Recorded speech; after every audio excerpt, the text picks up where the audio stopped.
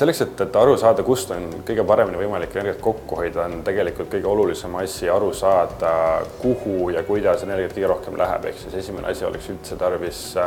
analüüsida seda, millised tehnilised süsteemid, millised energiatarbijad kõige rohkem kulutavad ja kust on võimalik kõige rohkem kokku hoida siia. Siis selle põhjalt oleks siis juba tarvis, kas juba selles esimeses sammus või siis teises sammus oleks tarvis kaasata tõenäoliselt mingisugune väline abi mõne teise ettevõtte näol, kes siis suudab neile pakkuda välja lahendused selleks, et kuidas siis need liigtarbijad või liigsed kulutajad ära optimiseerida. Ja siis kolmas ongi teostusjärg, et reaalselt teha need tööd, need installatsioonid, need renoveerimised või ka lihtsalt mingite süsteemide lihtne optimiseerimine selleks, et energiat kokku hakata hoidma. Võime alustada sellest, mida tegelikult ka Eesti riik tugevalt ise toetab, ehk siis päiksepaneelid ja võib-olla tuulegeneraatorite siis koos kasutamine mingite suuremate objektidega, aga kindlasti ka lihtsalt see, et nende pehmed väärtused ehk siis inimeste, kes siis nendes hoonetes elavad või töötavad, nende lihtsalt teadvustamine see, et ikkagi tuleks kontorist või vetsust või kust iganes ära minna, tuli ära kustutada või siis investeerida näiteks sellele, et juhtida tulesid liikumisandurite põhjal, aga hästi palju on ka kindlasti selle taga kinni, et ei taheta, ei jaksata süübida sellesse, miks võib-olla ventilatsioonisüsteemid või küttesüsteemid palju energiat tarbivad ja kuidas oleks võimalik sealt seda kokku hoida. Et see on ka see, kus meie tahame siis olla kinnisvara arendajatele või haldajatele abiks. Number, mida ma olen enesekindel, et ma julgen välja öelda, on tegelikkuses vahemikus 10–50%, ehk siis reaalselt jällegi väga-väga oleneb sellest, milline see hoone on ja kui palju meil on võimalik seda ka siis nutikalt jälgida ja juhtida.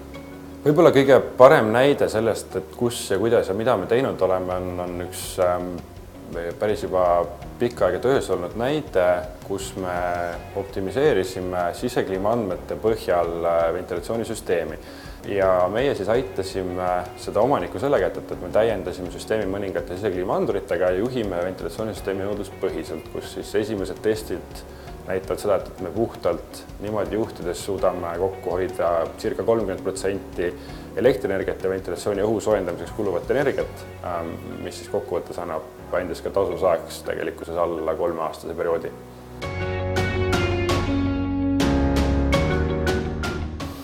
Meie jaoks on inkubatsiooniprogramm eelkõige andnud kahe väga tugeva mentori toe, kelleks siis on Pirko Konsa ja Indrek Kelder, kes hoiavad meil, kuidas seda nüüd viisakalt öelda, tulist rauda pidevalt selja taga, et meil ei tekiks mitte mingisugust soovi tagasi keerata, teha midagi, mis me juba varasemalt teame, et ei tööta. Ja nad suudavad ka meid väga hästi suunata õigeid radu otsima, õigetesse suundadesse minema, et see on meie jaoks olnud meie nüüd peaaegu aastase inkubatsiooniperioodi jooksul kõige olulisem. Ma ütleks jah, et me oleme selles mõttes hästi heas seisus, et me oleme hästi noored ja me oleme hästi adaptiivsed olnud selle koha pealt, et kuidas me siis reaalselt koos töötame, isegi kui me ei ole geograafiliselt samades linnades või isegi samades riikides. Me oleme algusest saati väga tugevalt struktureerinud seda, kuidas, mis aegade vahelt ja mil viisil me omavahel suhtleme, et meil on selged raamid sellele, kuna ja kuidas ja kui pikalt me mingeid koosolekuid teeme, millest me endal koosolekutel räägime ja ka muidu, et kasutame hästi palju mis iganes suhtlusvõrgustik, olgu selleks siis Slack, olgu selleks siis Skype, olgu selleks mingisugune Google'i toode, et mis iganes, et tegelikkuses on lihtsalt see reaalsuses ei ole probleem, et tänapäeval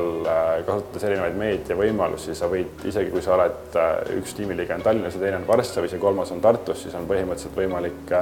panna üksteist tundma nii, et nagu ta oleks samas ruumis.